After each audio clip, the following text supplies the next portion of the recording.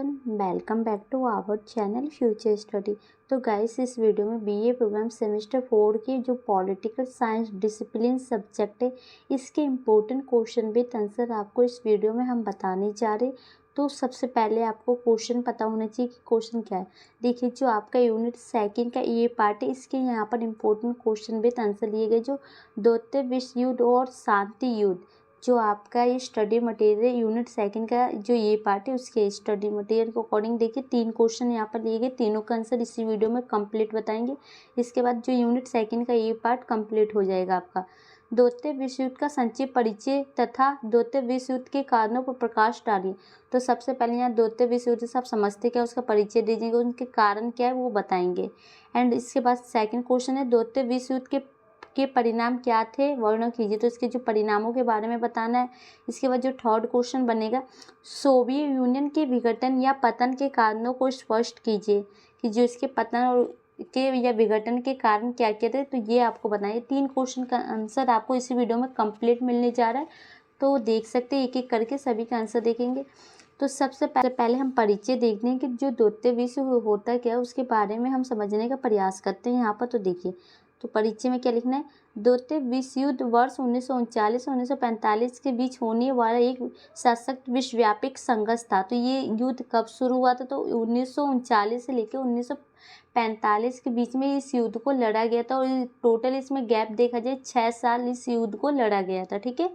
और ये संघर्ष था। सेकेंड पॉइंट इसका, इस युद्ध में 2 प्रमुख प्रतिद्वंदी गुट धुरी शक्तियाँ जर्मनी, इटली और जापान तथा मित्र राष्ट्र फ्रांस, ग्रेट ब्रिटेन, संयुक्त राज्य अमेरिका, सोवियत संघ और कुछ हद तक चीन शामिल थे। तो इसमें इस गुट को ना 2 भागों में बांट दिया है। एक तरफ तो जो सोवियत संघ हो गया था, जिसमें अमेरिका था, देखो मित्र राष्ट्र में, और एक धुरी राष्ट्र में, 2 अलग अलग भागों में बांट दिया। जो धुरी राष्ट्र में जो देश शामिल थे, जर्मनी थी, इटली और जापान, ये 3 थे। और जो मित्र राष्ट्र में सोवियत संघ आ गया, अमेरिका आ गया और चीन आ गया, ब्रिटेन आ गया, ये सभी शामिल थे। तो आपको इनके नाम याद रखने, कौन से देश किस में शामिल थे। यह इतिहास का सबसे बड़ा संघर्ष था जो लगभग 6 साल तक चला था। तो इसका टाइम क्या था, 6 साल। आपको ऊपर जैसे कि हमने बताया था, ये संघर्ष 6 साल चला। इसमें लगभग 100 मिलियन लोग शामिल हुए थे और 50 मिलियन लोग, दुनिया की आबादी का लगभग 3% मारे गए थे। तो 100 मिलियन शामिल हुए थे, जिसमें से 50% लोगों में से 3% जो होता है ना, लोग मारे जा चुके थे। काफ़ी सारे लोगों की इसमें मौत भी हुई थी इस युद्ध के अकॉर्डिंग, ठीक है। तो ये तो था सामान्य परिचय। आप कह सकते हैं कि जो द्वितीय विश्व युद्ध से आप कब क्या समझते हैं, ये कब शुरू हुआ, तो इसके बारे में। अब जो मेन क्वेश्चन बनेगा कि जैसे कि द्वितीय विश्व युद्ध के कारण और परिणाम। तो सबसे पहले देखिए, क्वेश्चन फर्स्ट हम देखते हैं द्वितीय विश्व युद्ध होने के कारण, कि मतलब इसके क्या क्या कारण थे कि जो इस युद्ध को लड़ा गया था। तो फर्स्ट पॉइंट है ये, देखिए देख सकते हैं, इसका फर्स्ट कारण है यूरोपीय गुटबंदी। इसका हेडिंग का मतलब ये है कि जो 2 गुटों का निर्माण हुआ था, फर्स्ट है धुरी राष्ट्र और सेकेंड है मित्र राष्ट्र। इसमें अलग अलग देश शामिल होते हैं जिनकी अपनी सुरक्षा महसूस है। जैसे कि आप सभी को पता है, एक ग्रुप मतलब एक स्टूडेंट है, उसके साथ कोई भी कुछ गलत कर सकता है। वहीं पर 10 स्टूडेंट है एक साथ, तो उनके साथ कोई भी कुछ गलत नहीं कर सकता। वो ग्रुप बना के रहें, सभी मिलकर उसका सहयोग करेंगे, सभी उसका विरोध करेंगे, और अकेला एक व्यक्ति कोई कुछ भी नहीं कर सकता। इसलिए इनको गुट, या आप कह सकते हैं ग्रुप का निर्माण इन्होंने किया। तो देखिए क्या, जर्मनी की बढ़ती शक्ति से आकांक्षित होकर यूरोपीय राष्ट्र अपनी सुरक्षा के लिए गुटों का निर्माण करने लगे। तो जर्मनी है, उसकी शक्तियाँ बढ़ती जा रही थी, जिससे ये हुआ कि जो यूरोपीय राष्ट्र है उनकी सुरक्षा महसूस है। तो उन्होंने सोचा कि हम गुट मतलब ग्रुप बनाए कि जिससे हमारे बेनिफिट हो। इसकी पहल सबसे पहले फ्रांस ने की। तो गुट बनाने का निर्माण सबसे पहले फ्रांस ने की। उसने जर्मनी के इर्द गिर्द के राष्ट्रों का एक जमन विरोधी गुट बनाया। जर्मनी और इटली ने एक अलग अलग गुट बनाया। जापान भी इसमें सम्मिलित हो गया। इस प्रकार जर्मनी, इटली और जापान का त्रिगुट बना। तो मतलब कि जो एक गुट बना जिसमें जर्मनी, जापान और इटली, ये 3 देश शामिल हुए। यह राष्ट्र धुरी राष्ट्र के नाम से विकसित हुआ। तो इसको कौन सा ग्रुप का नाम दिया गया, धुरी राष्ट्र के नाम से जाना जाता है, जिसमें ये 3 देश शामिल है, ठीक है। ये परिचय में भी हमने आपको बताया था। फ्रांस, इंग्लैंड, अमेरिका और सोवियत संघ का अलग ग्रुप बना। यूरोपीय संघों की गुटबंदी ने एक दूसरे के विरुद्ध आशंका घिसता विदेश की भावना जगा दी। तो मतलब देखो, जो फ्रांस, अमेरिका, सोवियत संघ है, इनकी अलग गुटबंदी बनी, मतलब इनको धुरी राष्ट्र के नाम से जाना जाने लगा, इनके ग्रुप को जानने जा, और ये सब ना एक दूसरे की आकांक्षा कहते हैं, हिंसा की भावना और ये सब पैदा करने लगी, लड़ाई झगड़े होने लगे। ठीक है, तो फर्स्ट पॉइंट यही था। इसका सेकंड पॉइंट कारण देखते हैं, साम्राज्यवादी प्रवृत्ति। द्वितीय विश्व युद्ध का प्रमुख कारण साम्राज्यवाद बना। प्रत्येक साम्राज्यवादी शक्ति अपने साम्राज्य का विस्तार कर अपनी शक्ति और धन में वृद्धि करना चाहता था। इससे साम्यवादी राष्ट्र में प्रतिस्पर्धा आरंभ हुई। तो मतलब कि सभी ये चाहते हैं कि जो हमारा समाज, मतलब हमारे साम्यवादी का विकास हो, ज़्यादा से ज़्यादा लोगों की वृद्धि हो, इसमें प्रतिस्पर्धा सामने आई, जिससे ये इसका राष्ट्र का प्रवृत्ति हुई, इसका विकास हुआ, विस्तार हुआ। ठीक है, धनी बनना चाहते हैं सभी लोग, अपनी वृद्धि करना चाहते हैं। जो इसी का थर्ड पॉइंट है, थर्ड कारण है हथियार बंदी की होड़, कि मतलब ज़्यादा से ज़्यादा हथियार बनाने लगे कि कोई भी देश किसी देश पर हमला करता है तो अपनी बचाव कर सकते हैं। प्रथम विश्व युद्ध के पश्चात साम्यवादी प्रतिद्वंद्वित और राष्ट्र ग्रुप के निर्माण ने पुनः हथियार बंदी की होड़ आरंभ कर दी। फ्रांस ने अपनी सीमा पर मैगिनो लाइन का निर्माण किया और जर्मनी के भीतर मजबूत किलाबंदी की, जिससे कि जर्मनी आक्रमण को फ्रांस की सीमा पर ही रोका जा सके। मतलब कि जर्मनी के जो लोग हैं फ्रांस पर हमला करेंगे तो उसे सीमा पर ही रोक सकते हैं, जिसके लिए उन्होंने निर्माण किया था। ठीक है, जवाब में जर्मनी ने अपनी पश्चिम सीमा को करने के लिए सीजी फ्रंट लाइन बनाई। इस सैनिक गतिविधियों ने युद्ध को आवश्यक भाविक बना दिया। तो मतलब कि जैसे जापान ने यहाँ पर बनाया, उसी टाइप से जो जर्मनी ने भी अपनी एक लाइन बनाई, जिससे ये हुआ कि इन युद्ध के जो भाविक, मतलब आवश्यक भावी बना दिया गया, कि मतलब गतिविधियों होने लगी, सैनिक लड़ाई झगड़े ये सब आवश्यक बात हो गई कि दोनों एक दूसरे की सीमाओं के पार नहीं जा सकते थे, जिससे कि इसको थोड़ा रोका जा सकता है। ठीक है, और इसका नेक्स्ट पॉइंट है विश्व आर्थिक मंदी का प्रभाव, कि मतलब जो आर्थिक पैसों को अकॉर्डिंग उनमें प्रभाव देखा गया। 1929 से 1930 की विश्व आर्थिक मंदी ने भी द्वितीय विश्व युद्ध में योगदान दिया। इसके परिणाम स्वरूप उत्पादन घट गया, बेरोजगारी और भुखमरी बढ़ गई। तो मतलब ये हुआ कि जो आर्थिक मंदी, मतलब पैसों को लेके काफ़ी ज़्यादा प्रॉब्लम आने लगी, जिससे ये हुआ कि जो उनके घरों में बेरोजगारी बढ़ने लगी और उनको भुखमरी की ओर ले जाने लगी। उद्योग धंधे, कृषि, व्यापार सभी पर आर्थिक मंदी का बुरा प्रभाव पड़ा। जो आपके व्यापार है, किसी सब पर इसका बुरा प्रभाव देखा गया। जर्मनी की स्थिति में सबसे बुरी ही थी, और जर्मनी की स्थिति सबसे बुरी थी। हिटलर ने इस स्थिति के लिए वार्सा की संधि को उत्तरदायित्व बताया। उससे उसकी शक्ति में वृद्धि हुई और वह तानाशाह बन बैठा। तो मतलब उसने तानाशाह का रूप ले लिया, किसने? हिटलर ने। ठीक है, तो ये सब भुखमरी का शिकार हो चुके थे, जो कि आपका विश्व आर्थिक मंदी का प्रभाव देखा गया। जो तुष्टीकरण की नीति द्वितीय विश्व युद्ध का एक कारण बनी। किसी भी यूरोपीय राष्ट्र ने जर्मनी, इटली की आक्रमण नीति को रोकने का प्रयास नहीं किया। मतलब कि कोई भी राष्ट्र ऐसा नहीं था कि जो जर्मनी, इटली जो किसी देश पर हमला कर रही है उसको रोका जाए, उसका रोकने का प्रयास नहीं किया गया। 1917 की बेल्शेविक क्रांति के बाद साम्यवादी की बढ़ती शक्ति से इंग्लैंड और फ्रांस खतरा महसूस कर रहे थे। दूसरी तरफ जर्मनी, इटली और जापान धुरी राष्ट्र संवाद के विरोधी थे। इंग्लैंड और फ्रांस चाहते थे कि फ्रांसवादी शक्तियां धुरी राष्ट्र साम्यवादी का विरोध करें और वह सुरक्षित है। इस तुष्टीकरण की नीति की प्रतीक मूर्ति ब्रिटिश प्रधानमंत्री चेम्बरलेन था।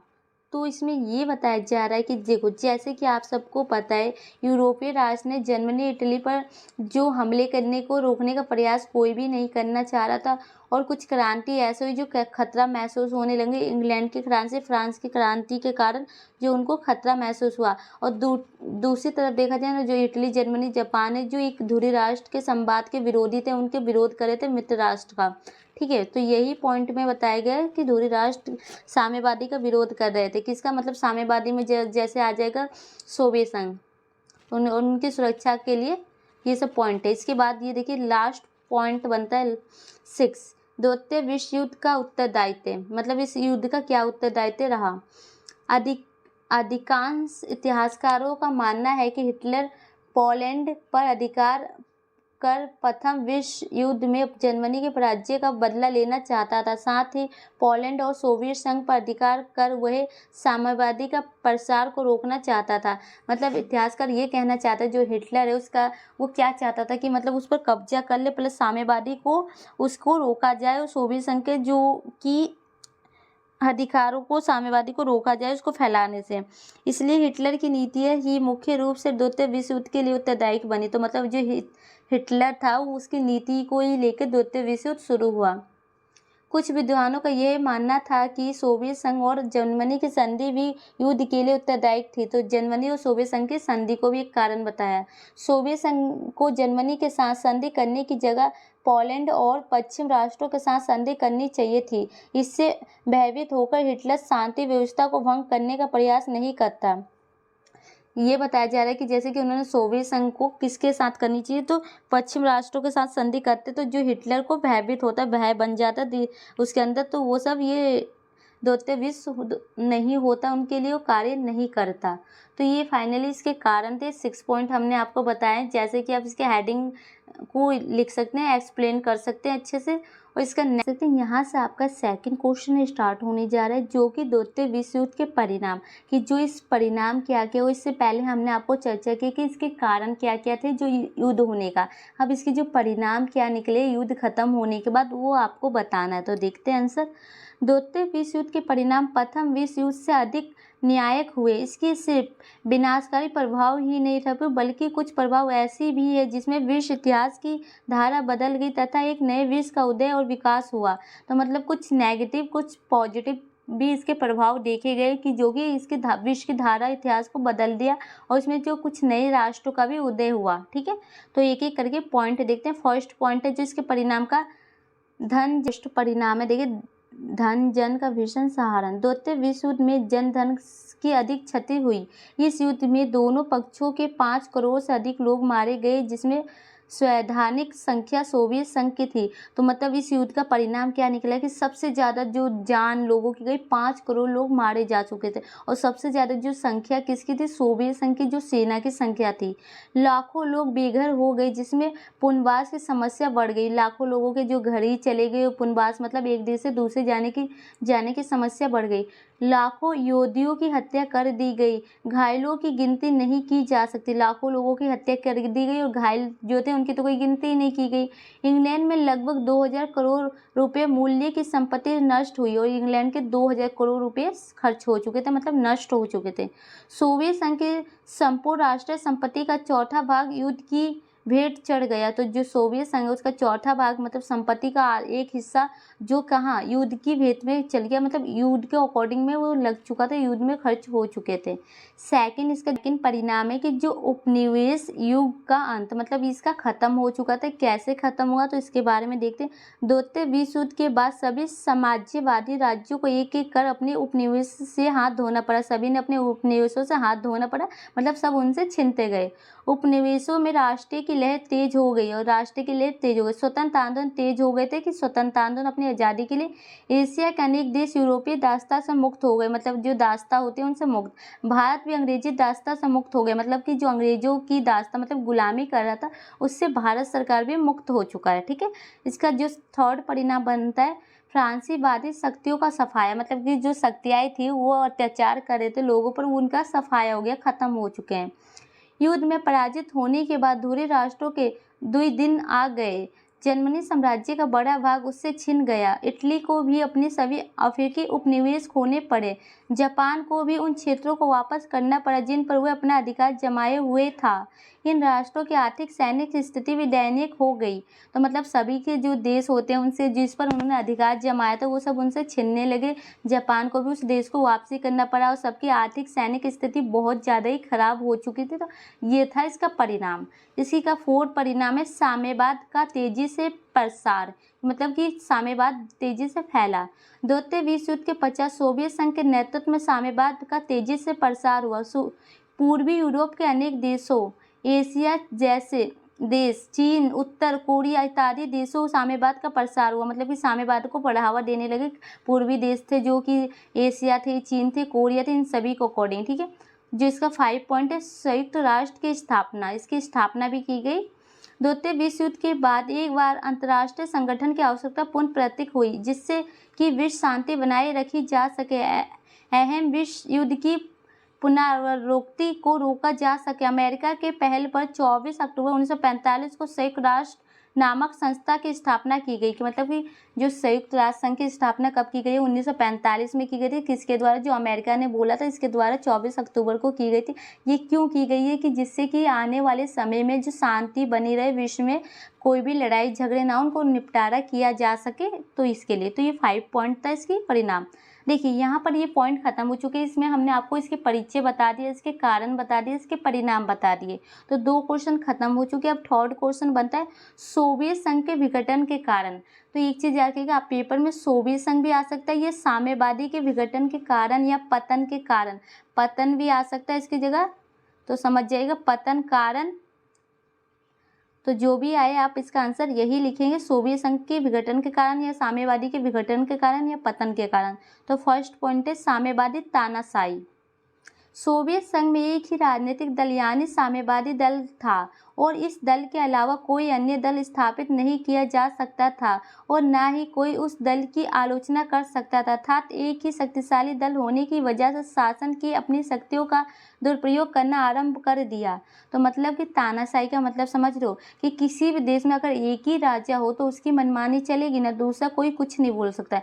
तो वही साम्यवादी का जो सोवियत संघ में जो फैलावा हुआ, उसकी कोई आलोचना नहीं करा था, एक ही दल होने के कारण उसकी चलती थी और वो इससे ये होता था, वो तानाशाही होते चला गया। धीरे धीरे उसका दुरुपयोग उसकी शक्तियों का अपने करने लगा। सोवियत संघ के नागरिक के पास कोई भी मौलिक अधिकार नहीं थे और इस वजह से नागरिक राजनीतिक रूप से अंदर ही अंदर शासन के विरुद्ध होने लगे थे। तो मतलब कि जो अंदर अंदर उनको बहुत ज़्यादा ही गुस्सा आ रहा था, उनके शासन के खिलाफ होने लगे थे। उनके पास कोई मौलिक अधिकार, नागरिक अधिकार नहीं थे कि जिसकी वजह से वो उन पर लड़ाई झगड़े कर सके कानूनी रूप से।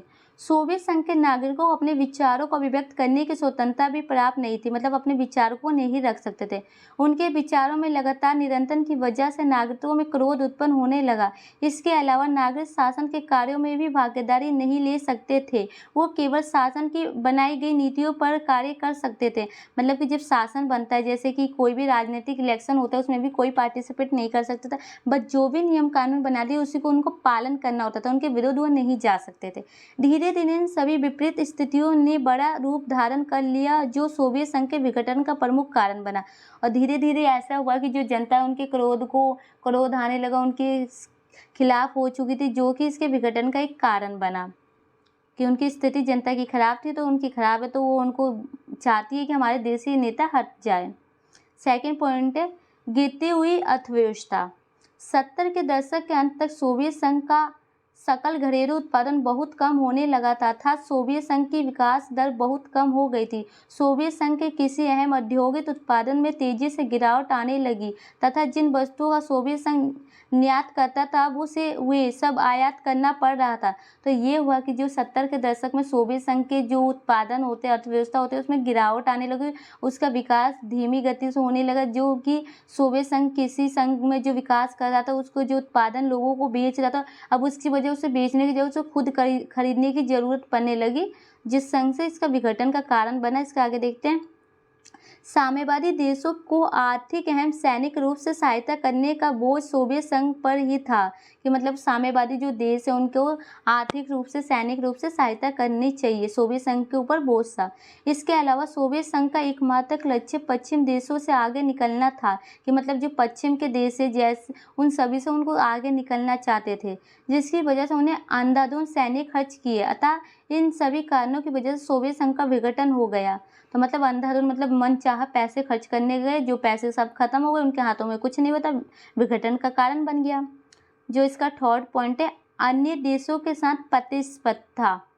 सोवियत संघ की सबसे बड़ी गलती यह रही कि उसने स्वयं सुरक्षित रखने की अपेक्षा दूसरों देशों के साथ प्रतिस्पर्धा करना आरंभ कर दिया। उसने शस्त्रों एवं आंतरिक अनुशासन में इतना अधिक धन व्यर्थ कर दिया कि वह कुछ समय पश्चात स्वयं की ही कमजोर पड़ गया। इसके अलावा जो सोवियत संघ सबसे अधिक शक्तिशाली हुआ करता था, 80 के दशक में आने तक वह पश्चिम देशों की सूचना एवं तकनीकी के क्षेत्र में बहुत पिछड़ गया था और ये खबर संपूर्ण नागरिकत्व विश्व में फैल गई अतः सोवियत संघ का विघटन हो गया।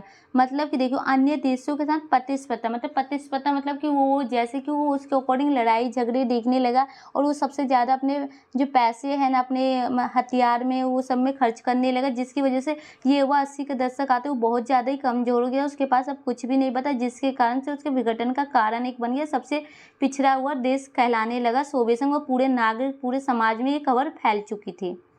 जो इसका नेक्स्ट पॉइंट है नौकरशाही का बोलबाला। नौकरशाही वे स्थानीय कर्मचारी या अधिकारी होते हैं जो सरकार के लिए कार्यरत होते हैं। इन कर्मचारी अहम अधिकारियों को सरकारी नीति को नागरिकों में लागू करने का अधिकार प्राप्त था, परंतु कुछ समय बाद ये अधिकारी गैर जिम्मेदार होने लगे हुए अपनी जिम्मेदारियों कर्तव्य एवं नागरिकों के प्रति पूरी तरह से गैर जिम्मेदार होने लगे और अंत में लोगों के बीच भी अधिकारी और शासन के प्रति क्रोध उत्पन्न हुआ ही। साथ ही सोवियत संघ प्रशासन में भ्रष्टाचार ने बहुत बड़ा रूप धारण कर लिया, यही वजह से सोवियत संघ के विघटन का कारण बना था। तो मतलब कि जैसे नौकरशाही का बोलबाला मतलब ये जो ये सरकारी कर्मचारी होते हैं ये होता है कि इनके द्वारा जनता की देखरेख की जाए, उनकी जो भी परेशानियाँ उन्हें सॉल्व की जाए, लेकिन ये अपने अधिकार जमाने लगे जिससे ये हुआ कि जनता में क्रोध की भावना उत्पन्न होने लगी। वो ये सब अपनी जिम्मेदारी होते अपने कर्तव्यों से मुकरने लगे थे, जो कि जनता को ये सब पसंद नहीं आता।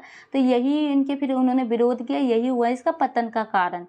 ठीक है, तो ये एक पतन का कारण ये था। इसमें कितने पॉइंट हमने बताए, फर्स्ट एंड सेकंड हो गया ये आपका, ये थर्ड हो गया, 4 टोटल यहाँ 4 पॉइंट हमने बताए जो कि इसके विघटन क्या है या पतन के कारण है। तो फाइनली गाइस यहाँ पर ये जो आपका यूनिट हमने कंप्लीट करा दिया, यूनिट सेकंड का जो ये पार्ट था आपका ये कंप्लीट हो चुका है। तो वीडियो अच्छी लगे तो लाइक शेयर जरूर कीजिएगा और चैनल पर न्यू है तो सब्सक्राइब कर लीजिएगा। नेक्स्ट क्लासेस चाहिए तो कमेंट बॉक्स में मैसेज कर सकते हैं, इसके अकॉर्डिंग क्वेश्चन आएगा इस यूनिट से तो आपके यही बनेंगे। तो वीडियो को शेयर कीजिए। Thank you.